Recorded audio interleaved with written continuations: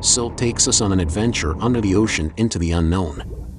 Right away we already feel the discomfort, good discomfort, oddly enough, of being lost in the midst of strange and very dark creatures. The initial impression is that we are immersed in the world of the Mischief of Flapjack in the late hours of Cartoon Network. However, instead of being colorful like the cartoon, it has black and white tones that bring us the solitude of the aquatic underworld. The game does not have a plot per se. We have a background for the events of the game, and most of the events leave room for a very philosophical interpretation on the part of the player. When the game starts, we are chained and we are introduced to the first mechanics of the game, so when we let go, we can explore and discover what surrounds us. Look at Plato's cave there. How does the game work? As it is an exploration and puzzle game, most of the mechanics are associated with using the mind to understand what we are seeing. Things won't be easy, but it's nothing that requires external quests to unravel the puzzle.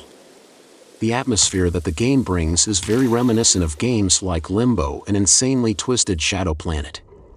Mixing surrealism and machinery. We assume a diving suit and we have the power to possess other beings that are around us. Apparently, we are not human and we are surrounded by animals quite different from what we are used to. We will find fish of different types, ranging from piranha to a small fish that leads the school. These possessions will help us to discover different types of places during exploration. We can also light up dark areas with our diving suit, working as a flashlight.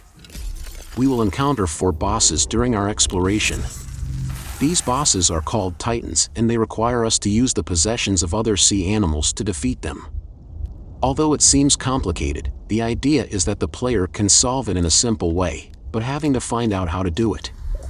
In general, it took more work to solve some puzzles along the way than the bosses themselves. Art and ambience. One of the most striking things that the game presents, without a shadow of a doubt, is its art and its setting. There's no way to play Silt and not marvel at the strange creatures and the deep, unfamiliar environments. Despite the graphics being in 2D, there are moments when there is a lot of depth. I know, I'm trying to improve on the puns, and a great estrangement with the scenery. As much as we are submerged, I couldn't just say that the setting is aquatic.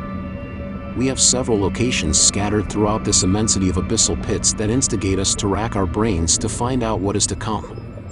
There are countless questions that only the player's head can answer.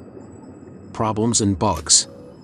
Silt is more of a work of art, contemplative and full of reflections, making it very restricted to a specific audience. But another thing that sets it apart is the lack of problems and bugs.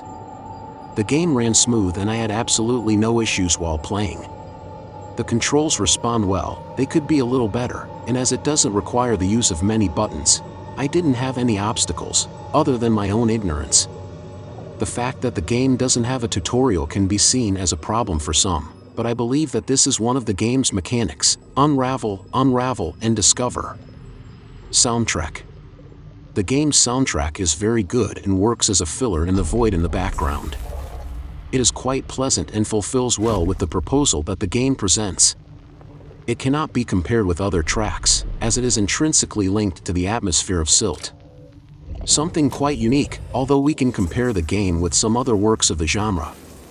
Conclusion. Silt is a very unique work and works with the contemplative and philosophical sphere, while presenting challenges to be overcome by the player. The game puts us on an underwater adventure amidst the solitude of the ocean floor and with mysteries everywhere.